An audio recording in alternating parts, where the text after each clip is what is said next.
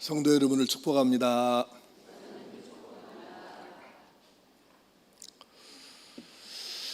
오늘 조금 무거운 마음으로 설교 준비를 하게 되었습니다.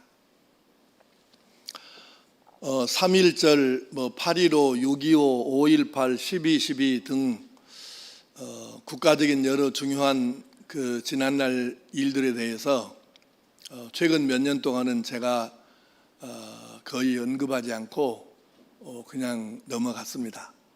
왜냐하면 세월이 그만큼 많이 흘렀고 국민들의 민도도 좀 많이 올라가서 더 이상 그런 말씀을 그런 얘기를 성경에 빗대 가지고 해석할 필요가 없겠다 싶어서 넘어갔는데 지난주에 진행된 79주년 8.15 광복절 기념행사 전후에 있었던 여러 가지 일들을 보면서 국민의 한 사람으로서 참담한 생각을 금할 수가 없었고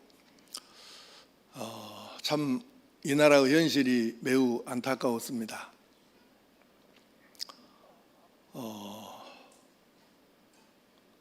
여러분,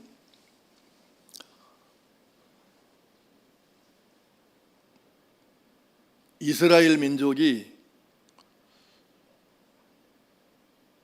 애굽에서 400여 년 종살이 하다가 하나님의 은혜로 해방되어 가지고 홍해바다를 건너서 가나안 땅에 들어갔지 않습니까? 그런데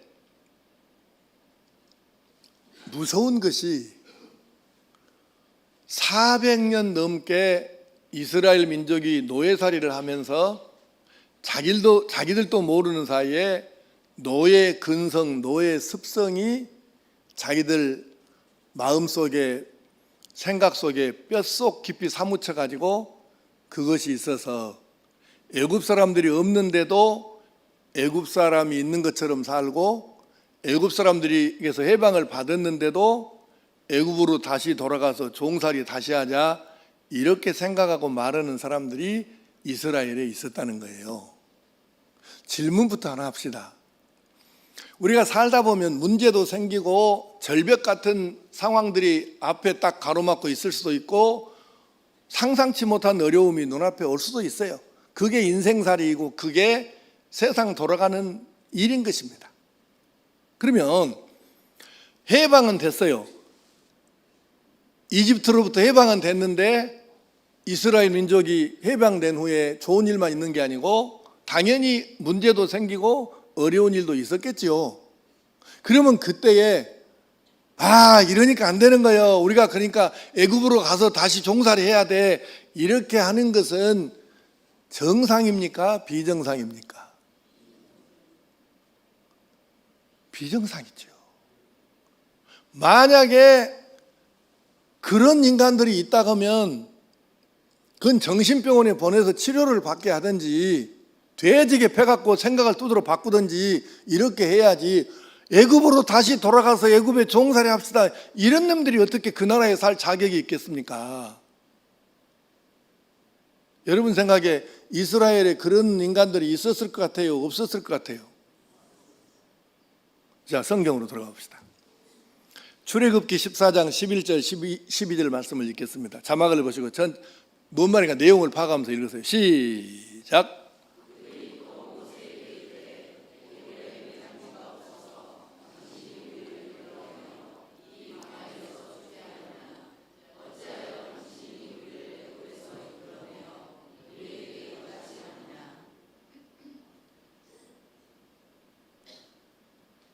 우리가 애굽에서 당신에게 이른 말이 이것이 아니냐.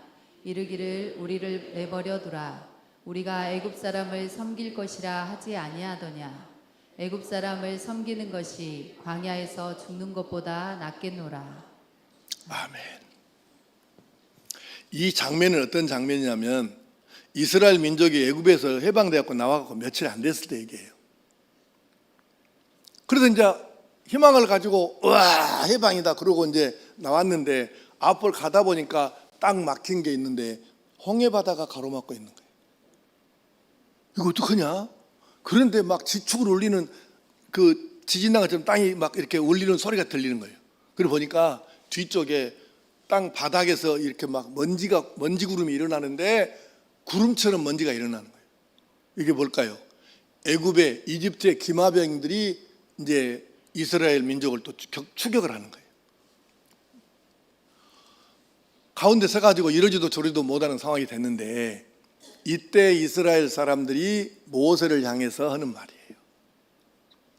이렇게 돼 있잖아요. 아니 우리가 애굽에 묻힐 땅이 없어서 우리를 이리 데리고 나왔냐? 그러니까 우리를 놔두라고 하더냐? 이렇게 돼 있어요. 우리를 내버려 두라. 우리가 애굽 사람을 섬길 것이라 하지 아니하더냐? 우리 놔둬라. 우리가 그냥 여기서 애굽 사람 섬기고 살겠다. 그렇게 모세한테 얘기했다는 거예요. 근데 왜 데리고 나와갖고 여기서 우리를 이렇게 고생하게 하고 죽게 하느냐? 이 정신이 제대로 베낀 사람이라면 이 상황을 어떻게 극복해야 하겠느냐?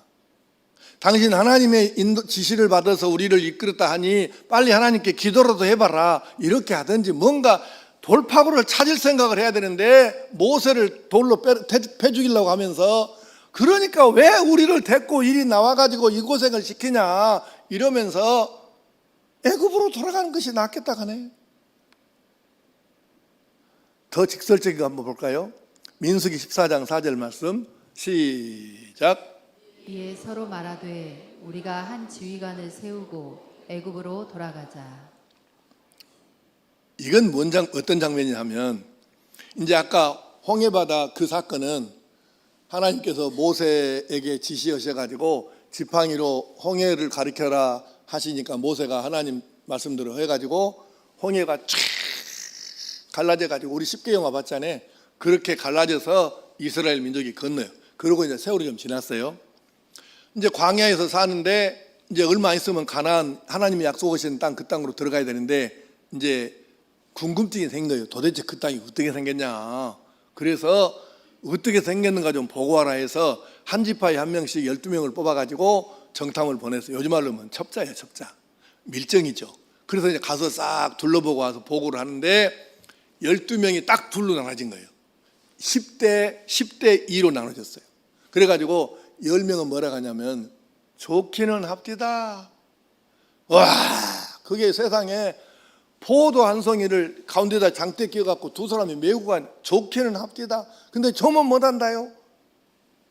이미 거기는 땅 주인이 살고 있는데요. 그 민족은 우리보다 키가 크고 덩발이 이만해가지고 거인족인데 우리는 내가 봐도 그 앞에 내를 비춰보니까 나는 꼭 메뚜기 같습니다.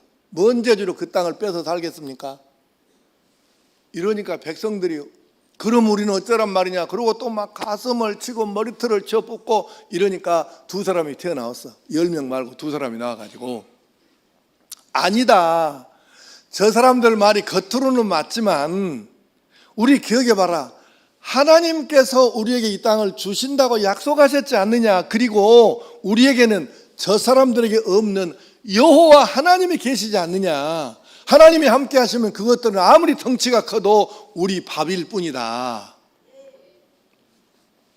그랬는데 불행하게도 이스라엘 민족은 2명의 보고를 채택한 것이 아니라 10명의 보고를 채택을 하는 거예요. 그래서 그것들이 그 이스라엘 민족이 40일 동안을 가서 정탐을 하고 왔는데 하루를 1년으로 쳐서 벌을 받아서 40년을 광야에서 살았던 거예요. 그 벌로. 그때 모세 저놈 때려 죽이자 이렇게 모세를 죽이자고 돌을 쳐들고 죽이려고 했던 그 사람들이 하는 말이 이 말입니다. 이에 서로 말하되, 한 명만 말한 게 아니에요. 서로 말하되 우리가 한 지휘관 지도자를 세워가지고 리더를 모세처럼 지도자를 세워가지고 애굽으로 돌아가자 이랬다고요. 이게 뭔 말이에요? 애굽으로 돌아가자는 말이에요. 우리가 바로 왕한테 다시 가갖고 우리를 그 죽이려고 했던 그 바로 왕한테 가가지고 우리가 잘못했어요. 우리 다시 받아주세요. 우리가 종살이 할게요.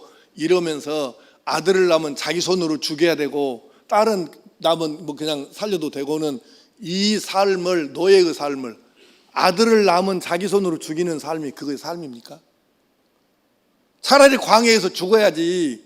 다시 거리 들어가고 종살이 하자고, 우리를 받아주세요, 잘못했습니다, 이렇게 하고 애굽으로 돌아가자고. 이게 어떻게 이게 정상적인 머리 구조를 가진 사람 얘기겠어요? 애굽으로 돌아가자 잘한 거예요, 못한 거예요?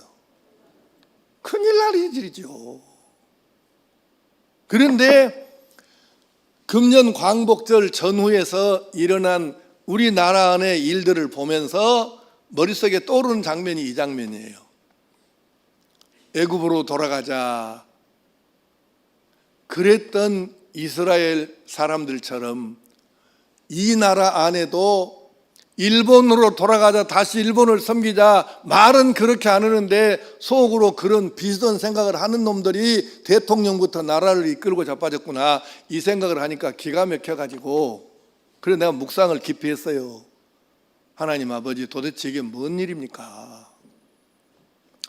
이게 웬일입니까 이게? 그리고 묵상을 하고 이렇게 결론이 나왔어요. 우리 민족이 해방된 것은 79년이 지났는데 아직도 진정한 자유를 누리지 못하는 사람이 많구나. 애굽으로 돌아가자고 했던 그 인간들처럼, 말이 안 되는 그 정신병자 같은 놈들이 이스라엘에 있었던 것처럼 이 나라에도 비슷한 놈들이 많이 있고 그 놈들이 지금 나라를 끌고 가고 있구나, 이 생각을 하니까 참 기가 막히더라고요. 윤석열 지난 대통령 선거 유세할 때 그랬잖아요. 광주 와갖고 5.18 광주 민주화운동 정신을 헌법 전문에다가 넣어야 됩니다. 내가 앞장서겠습니다. 반드시 하겠습니다. 그리고 5.18 민주화운동이 북한에서 공작원이 내려와가지고 광주 시민을 선동해갖고 일어난 폭동이다, 이렇게 말한 놈들은 내가 앞으로 정리하겠습니다. 이렇게 했는데 그 다음에 뭘 합니까? 인사가 만사라고 하잖아요. 그런데 지금 현재 이 정부 안에 장관을 비롯해서 상당히 많은 숫자의 요직에 있는 사람들이 하나같이 5.18은 북한 공작원이 내려와갖고 광주 시민을 선동해서 일어난 폭동이라고 주장하는 놈들을 윤석열 대통령은 여기저기 요직에다가 중용해서 사용하고 있습니다. 말이 윤석열의 마음을 표현하는 것일까요? 그런 말 하는, 나쁜 말 하는 사람들을 요직에다 넣는 행동이 윤석열의 진짜 마음일까요? 뭐가 윤석열의 진짜 마음인지, 말로 하는 것이 마음인지 진짜 마음인지, 행동으로 지금 인사하는 것이 마음인지. 자기는 뉴라이트는 전혀 아니래요. 절대 아니래요.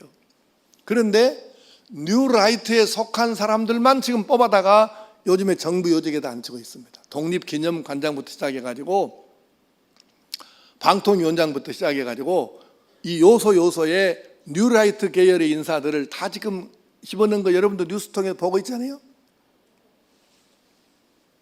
뭐가 진짜냐? 나는 절대 뉴라이트 아니다, 이 말이 진심인지, 뉴라이트에 속해갖고 말도 안 되는 그 개도 안 할 소리를, 지서대는 소리를 하는 그놈들을 정부 요직에다가 임명하는 윤석열이 행동이 그 마음인지 나는 진짜 헷갈려요. 나는 이런 생각이 들어요. 요즘에 공산주의 좋아하는 놈은 다 북한으로 보내고 일본 찬양하는 놈들은 다 일본으로 보냈으면 좋겠어요. 아니 그런데 윤석열을, 나는 그래, 우리가 죽일 수는 없고 윤석열이 죽고 나면은 의과대학으로 보내갖고 뇌를 쪼개봤으면 좋겠어.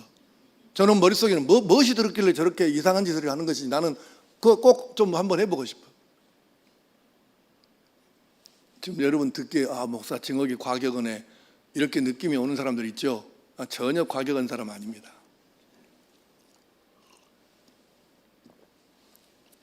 나는 1980년 5월 21일에 광주를 빠져나온 사람이에요.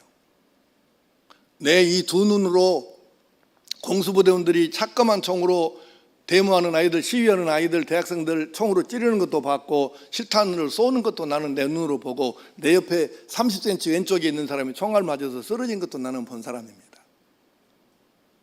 북한에서 공작원이 내려왔어요? 그런 미친 소리를 어떻게 해. 나는 5월 22일까지 광주에 있다가 그날 나는 빠져나온 사람이라고 내가.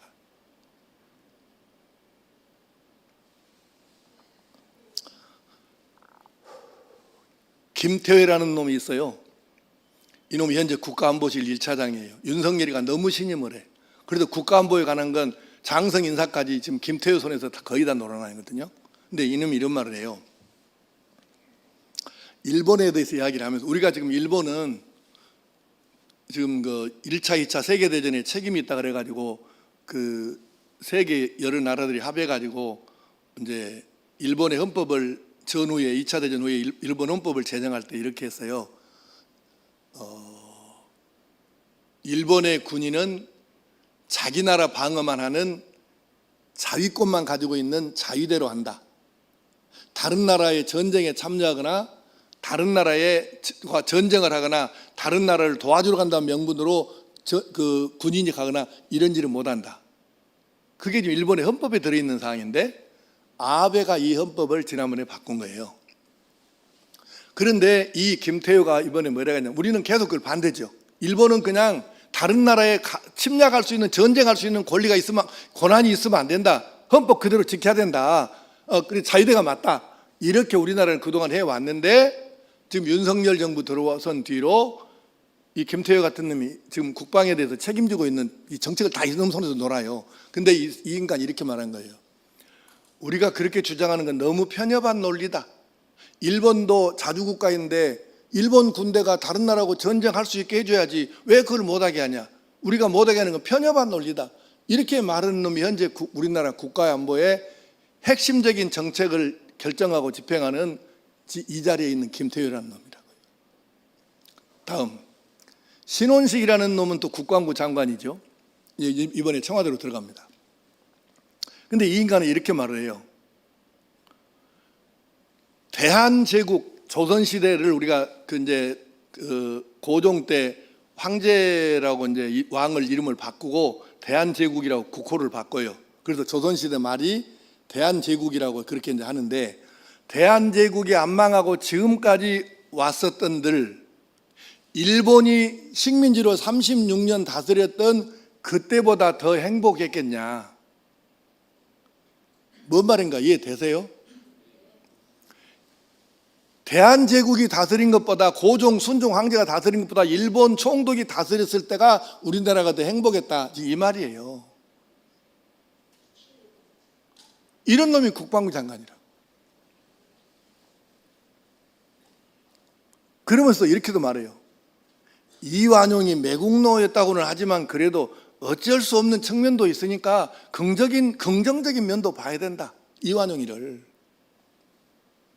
그 다음에 이영훈이라는 놈이 있습니다. 이놈은 지금 방금 말한 이런 사람들이 대개 어디 출신이냐면 낙성대 경제연구소라고 뉴라이트의 본산이에요, 여기가. 근데 이 뉴라이트 본산인 낙성대 경제연구소 핵심 인물인데 이 인간은 이렇게 말해요. 독도는 꼭 대한민국의 영토라고만 할 수도 없지 않느냐? 그런데 지금 이 사람 이영훈이 주장은 뭐냐면 우리가 독도에다 너무 그렇게 목숨 걸지 말고 느슨하게 적당히 하자. 근데 이 말은 뭔 뜻이냐면 일본이 독도를 일본의 영토라고 이거 판결해 주세요 하고 국제사법재판소에다가 진즉 제소를 해놨어요. 고소를 해놨어. 근데 우리나라가 일체 그동안 응하지를 않았어. 왜냐하면 응하면은 국제사법재판소의 영향력이 일본이 더 세요. 그리고 우리가 사실은 질 확률도 있어요. 그러니까 우리는 일체 거기에 아예 응하지를 않는 거예요. 근데 지금 사건이 복잡하게 돌아가요.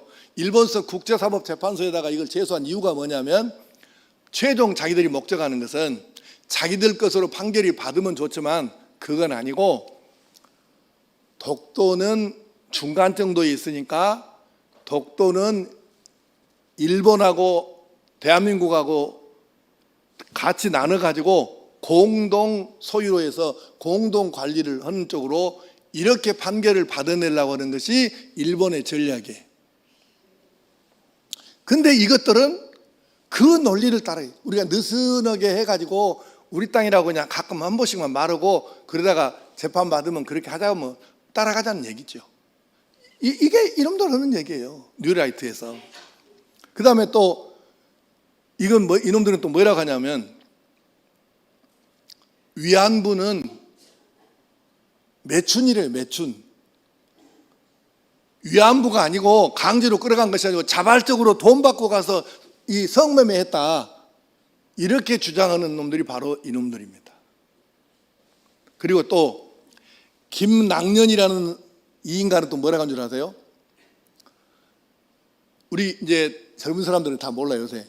예전에 일제시대에 우리가 농사를 짓잖아요. 그러면 쌀을 공출이라 그러고 뺏어가지고 배로 실어서 일본으로 날아갔어요.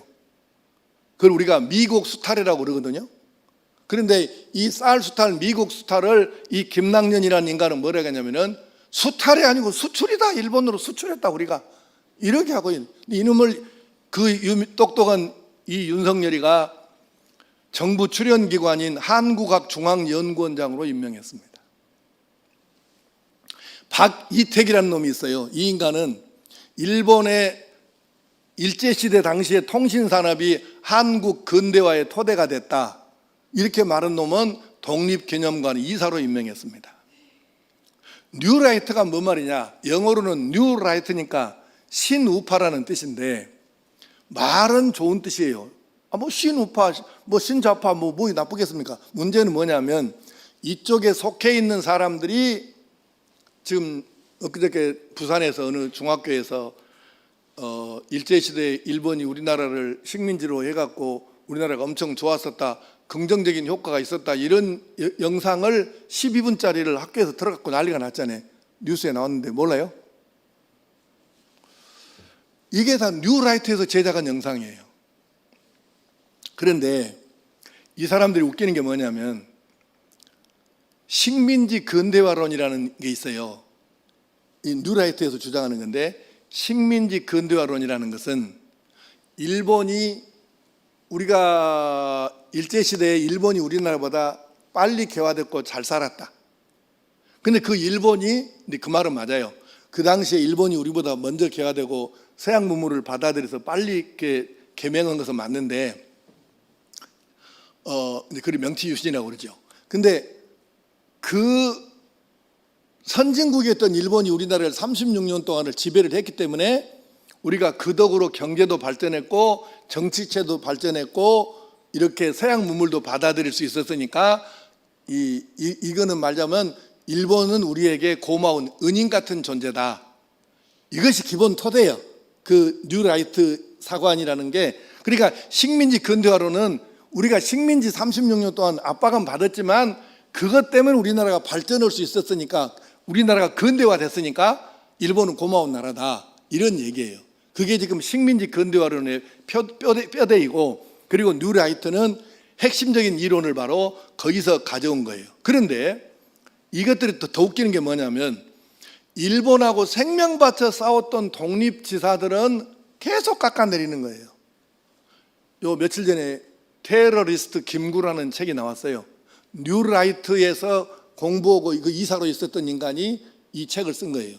근데 그 테러리스트 김구라는 책의 핵심이 뭐냐면, 윤봉길 의사가 중국의 홍구공원에서 도시락 폭탄을 터뜨려 갖고 일본군 대자하고 몇 사람 죽였죠. 안중근 의사가 하얼빈에서 권총으로 이토 히로부미를 쏴 죽였죠.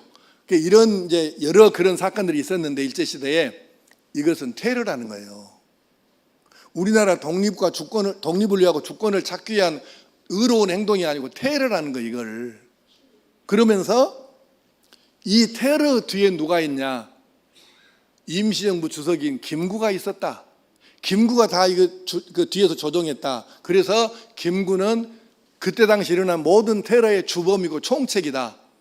그래서 김구가 테러리스트라는 거예요. 그 책의 내용이 그거예요. 궁금하면 읽어볼 필요도 없지만 이 말이 안 믿어지면 사서 읽어봐. 이게 제정신이냐 그 말이에요. 근데 이러한 사람들, 그 다음에 홍범도 사건 여러분 아시죠? 계속해서 지금 그 홍범도 지우개 하잖아요. 근데 이제 공산주의하고 연관이 있어서 그런다네. 그런데 독립운동했던 사람들은 깎아내리고, 그 다음에 이번에 이제 또 그 육군 사관학교에서 정신교육 교재가 있는데 거기에서 김구도 빼버리고 그동안에 다 지금 대대로 가르쳐 왔거든요. 김구도 빼버리고 홍범도도 빼버리고 이번에 김좌진도 빼버렸네. 그래서 그럼 왜 김좌진하고는 뺐냐 그렇게 기자들이 물어보니까 한나라당 대변인이라는 놈이 이렇게 얘기를 한 거예요. 김좌진도 공산주의하고 관계가 있다. 그래서 뺐다. 근데 여러분, 김좌진 장군은 그 유명한 이분은 공산주의자에게 총 맞아서 암살당한 분이에요. 김좌진 장군이. 근데 공산주의하고 무슨 관계가 있겠어요? 이런 식입니다. 그래서 이렇게 독립운동한 사람들은 깎아내리고 공산주의하고 연관을 시키고, 근데 아무리 나라를 팔아먹었어도 친일파에도 6.25 때 공산군하고 싸웠으면 이건 영웅이라네. 백선엽이는 만주 군관학교를 나왔는데 일본에서 만든 학교예요. 여기를 나와가지고 일본군 장교를 했어요. 박정희도 일본군 장교했습니다. 근데 박정희보다 이 백선엽이가 더 나쁜 게 뭐냐면, 백선엽은 만주에서 독립군 토벌부대를 이끌고 독립운동하는 우리나라 독립군들을 쏴서 죽인 놈이 백선엽이에요. 근데 해방되고 나서 이런 나쁜 놈들이 다 척결됐어야 되는데, 이승만이 진짜 기가 막힌 놈이에요. 이승만이가 이놈들을 다 또 요직에다 또 넣어줬네. 그래서 국방부 장관도 아주 승승장구했죠, 이 백선엽이가. 그래서 6.25 전쟁 때에 공이 있는 건 맞아요. 그건 우리가 부인할 수 없어요. 6.25 전쟁 때 공산당을 물리치는 데에 백선엽이 공을 세운 건 그건 사실이에요. 팩트예요. 그러니까 우리 인정합니다.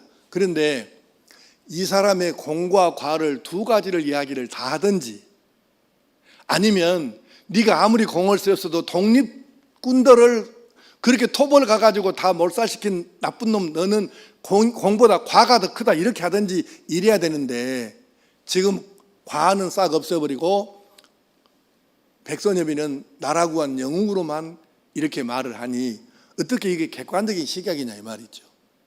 지금 나라가 이러면서 뉴라이트 계열의 사람들이 나라를 끌고 가고 있는데, 심지어는 이런 말도 있어요. 용산 대통령실을 움직이는 세력이 두 세력이 있다. 하나는 뉴라이트다. 또 하나는 뭐냐,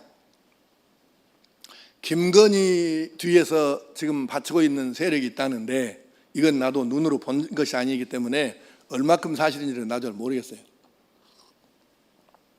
여러분, 천공이라는 얘기 뉴스에 가끔 나온 거 보셨죠? 예. 아무리 아니라고 해도 그건 김건희하고는 뗄 수 없는 관계로 보아지고, 그 다음에 지금은 천공이 뜨는데 대선 때는 누가 떴냐면, 대통령 당선되고 나서 얼마 뒤에까지 누가 떴냐면 천공이 아니고 그 당시에는 건진법사라는 놈이 떴어. 기억나세요? 건진법사? 웃긴 놈이에요. 이건 그러니까 이게 뭐 점쟁이도 아니고 구더구덩이고 그런 놈인데, 내가 사실은 오늘 이 사진을 갖고 올까 말까, 여러분에게 보여줄까 말까 하다가 너무 잔인해서 이거 충격받아 놀랄 사람이 있을 것 같아서 내가 그냥 안 보여준 거예요. 그 건진이라는 사람이, 내가 지금 충주인지 청주인지 지금 얼른 기억이 좀 헷갈리는데, 충주 아니면 청주의 실내체육관에서 큰 행사를 했는데, 체육관 앞에다가 황소를 잡아가지고 그 황소를 거기서 통째로 가죽을 벗겨요. 사람들이 장대 갖고 보는 데서 거기서 가죽을 벗겨갖고 그 소로 제사를 지내요. 통째로 가죽을 벗긴다고, 소를. 이게 영상에 지금 그 사진으로도 나오고 인터넷에 많이 돌아다녔어요. 안 믿어지면 여러분 그 인터넷 다음이나 네이버에 들어가면 쳐보세요. 만약에 내가 없는 사실을 얘기하면은 여러분이 녹음해갖고 누가 고소하면 나는 내가 거짓말을 지금 하고 있으면은 내가 뭔가 벌을 받겠죠. 안 믿어지면 한번 고소해보세요. 그러니까 본인들은 아니라고 하는데 계속해서 냄새가 나는 거, 연기가 풀풀 나는 거예요. 그래서 이 지금 뉴라이트하고 이 이상은 그 점치는 이것들하고 이 두 세력이 지금 용산 대통령실을 움직인다는 말이 회자되고 있을 정도로 상황이 이렇습니다. 그래서 걱정인 거예요. 도대체 이 나라가 어디로 갈 것인가. 그래서 정치적인 설교를 안 하려고 예를 썼는데 내가 어쩔 수 없이 오늘 이 말씀을 무거운 마음으로 준비했어요. 자, 이제 본론으로 들어가겠습니다. 여러분, 이 윤석열이라는 사람 인사가 만사라고 하지 않아요? 근데 환경부 장관은 환경 파괴하는 앞장서 파괴하는 놈이 환경부 장관이네. 이번에 오세훈이는 또 뭐라 했어요? 요즘 세계가 환경 문제 때문에 이 난리를 치고 있고, 그래서 모든 의식 있는 사람들은 어떻게든지 나무 한 그루라도 더 심고 숲을 살려야 된다, 숲을 늘려가야 된다 이러고 있는데, 아파트 짓는다고 그동안에 서울이 지금 너무 회색 도시여가지고 숲이 없잖아요, 서울이. 그래서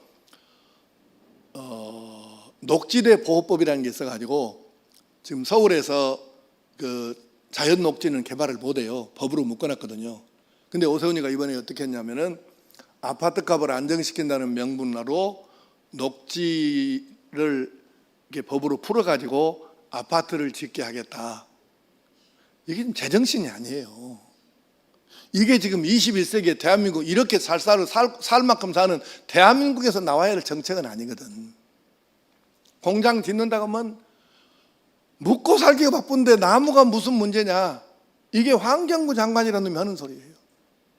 통일부 장관이라면은 어떻게 통일을 할까 연구하고 노력하고 이렇게 분위기를 만들고 해야 되는데, 통일 안 하는 쪽으로.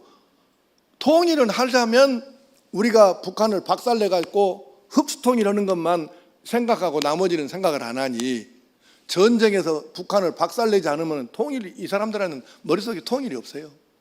이런 놈들이 통일부 장관하고 있네.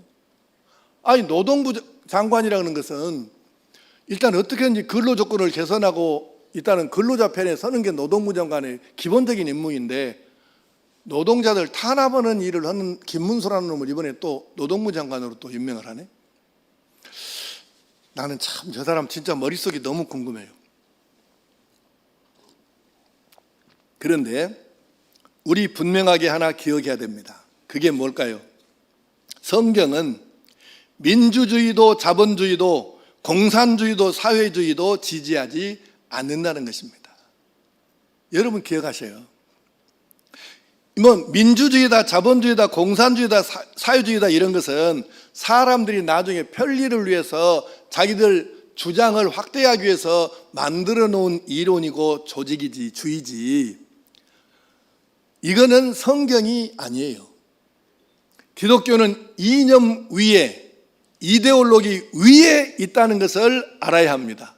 성경을 믿는 기독교가, 성경을 믿는 기독교인이 이념에 매여 살고 당에 매여 살고 지역 감정에 매여 살면 이것은 정통적인 성경을 그대로 믿는 기독교는 아닌 것입니다.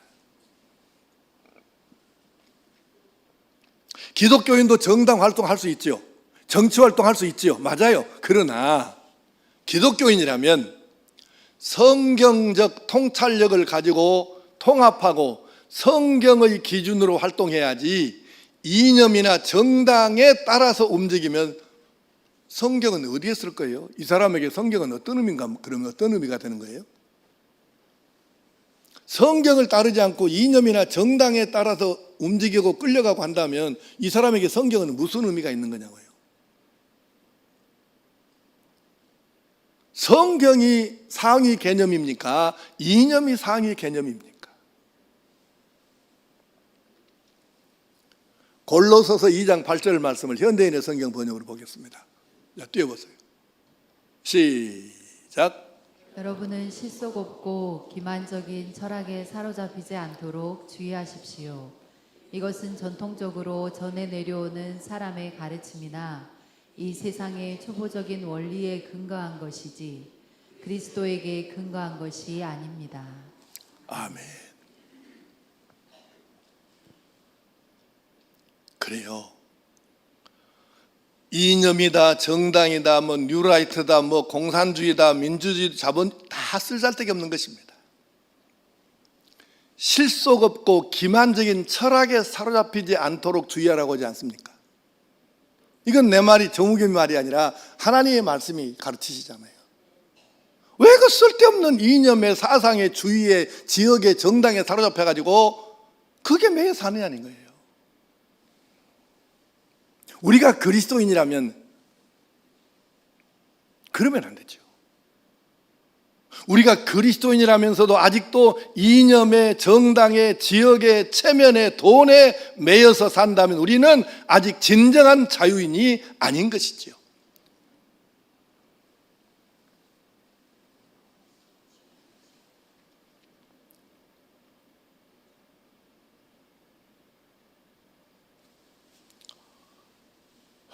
제가 아시는 분은 아시지만 지난날 민주화운동, 인권운동을 세게 했었습니다. 그러나 단 한 번도 정당 쪽에 지지해서 붙어가지고 그렇게 한 적은 없습니다. 물론 나도 선거를 해야 되니까 어느 당 사람을 찍기는 하죠. 그러나 나는 당은 관계가 없는 사람이에요. 안 돼서 나보다 더 민주화운동 세게 한 사람이 있으면 누구든지 손 한번 들어보세요. 나는 그러나 한 번도 정당에 대해서 한 적은 없어요. 목사가 어느 당에 소속되어서 당을 지지하고 당 따라가면 그는 정상적인 목사는 아닙니다. 우리가 그리스도인이라면 이런 세상의 초등학문 같은 것들에 매여가지고 살아야 되겠어요? 왜 그렇게 살까요? 진리에 제대로 사로잡히지 않았기 때문입니다. 과거에 김대중 씨가 대통령에 당선이 되었어요. 수요일에 선거에서 목요일에 이제 새벽에 당선이 결정이 됐는데 그 다음 주일에 내가 설교하면서 이렇게 했잖아요. 아마 그 설교 기억하는 사람도 있을 거예요. 우리 성도들 가운데. 여러분, DJ는 메시아가 아닙니다. 호남지방에서 그렇게 설교하기 여러분 쉽지 않습니다. 그런데 나는 정확하게 전달했습니다. 왜? 하나님이 영감을 주셨으니까. 김대중 대통령은 메시아가 아니에요. 그분이 이런저렇게 해서 우리가 존경할 수 있고 지지할 수도 있고 우리가 그분에게 박수를 보낼 수 있지만 그분이 이 나라를 구하고 남북을 통일시키고 이렇게 대단한 메시아는 아니에요. 이 지역에서 그 말 함부로 하면 맞아 죽습니다. 그러나 나는 그렇게 설교한 사람이에요. 지금도 똑같은 심정입니다. 나는 문재인이도 이재명이도 윤석열이도 나는 내 눈에는 똑같은 사람으로 보이지. 아니 여러분 국회의원들 지금 싸우는 거 보면은 조금 더 놈이 있고 덜은 놈이 있긴 하지만 그 놈이 그 놈 아닙니까? 우리가 이념의 정당에 매여서 산다는 것은 진짜 진리 아직 매인 적이 없다는 뜻이에요. 자 보세요. 요한복음 8장 31절 36절 말씀이 오늘 신약성경 본문인데 이 말씀을 좀 풀어봅시다. 자 시작. 이를 믿은 유대인들에게 이르시되 너희가 내 말에 거하면 참으로 내 제자가 되고 진리를 알지니 진리가 너희를 자유롭게 하리라. 그들이 대답하되 우리가 아브라함의 자손이라 남의 종이 된 적이 없거늘 어찌하여 우리가 자유롭게 되리라 하느냐. 예수께서 대답하시되 진실로 진실로 너희에게 이르노니 죄를 범하는 자마다 죄의 종이라. 종은 영원히 집에 거하지 못하되 아들은 영원히 거하나니 그러므로 아들이 너희를 자유롭게 하면 너희가 참으로 자유로우리라. 아멘. 진리를 알지니 진리가 너희를 자유롭게 하리라. 죄를 범하는 자마다 죄의 종이라. 이념에 따라가면 이념의 종이지 그리스도의 종이 아닌 것이에요.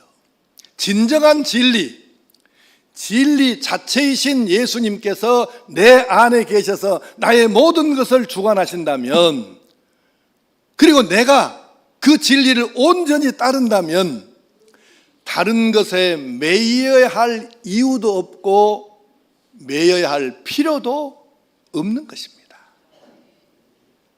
그러나 진리이신 예수님께 온전히 매이지 않으면 다른 것에 매여 살 수밖에 없는 것이지요.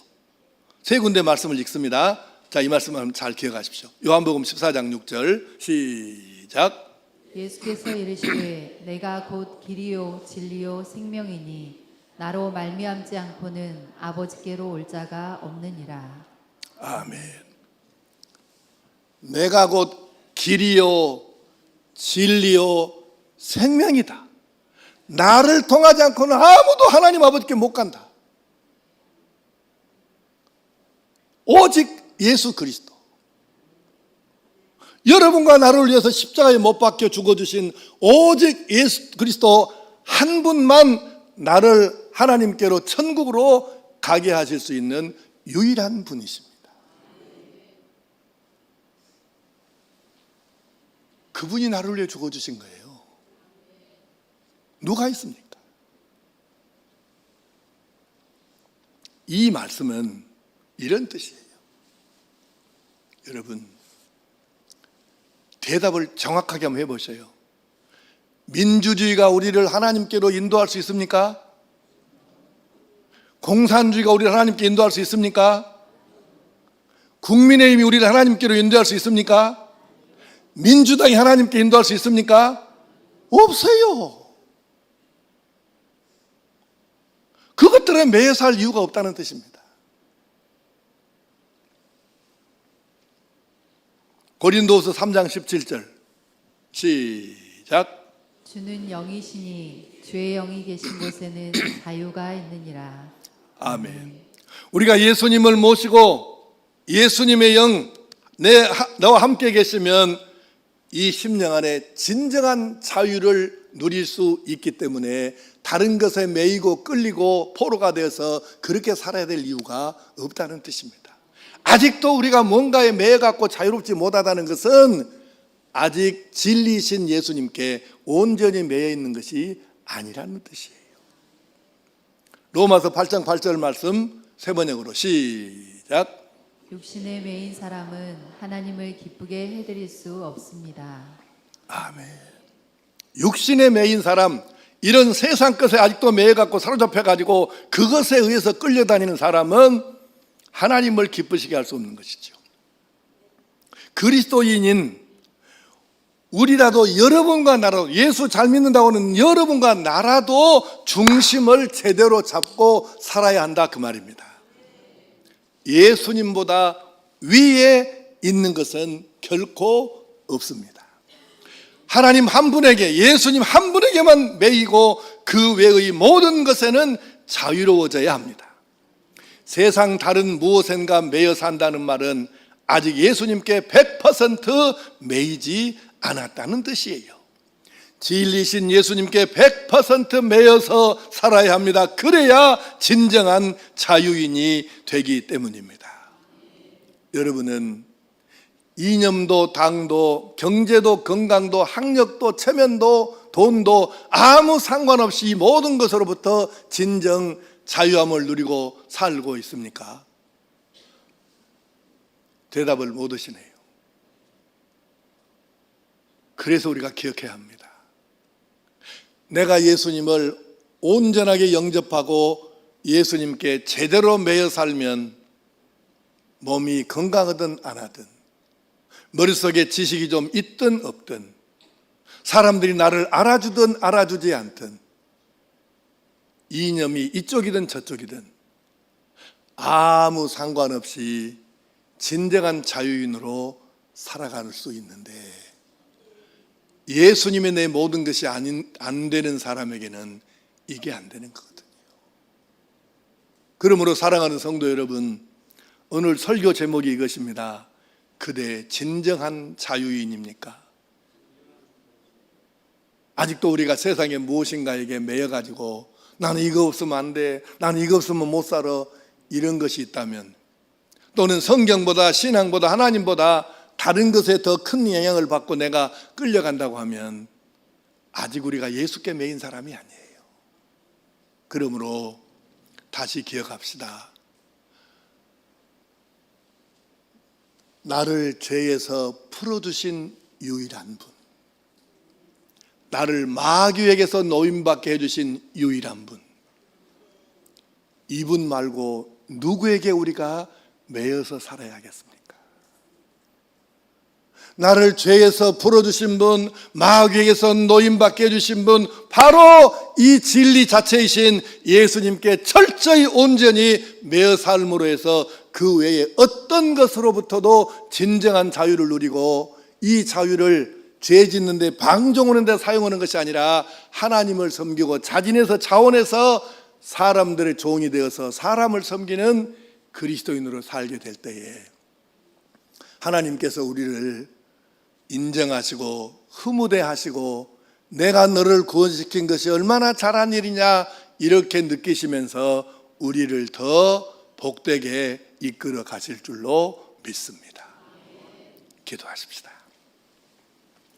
아버지 하나님,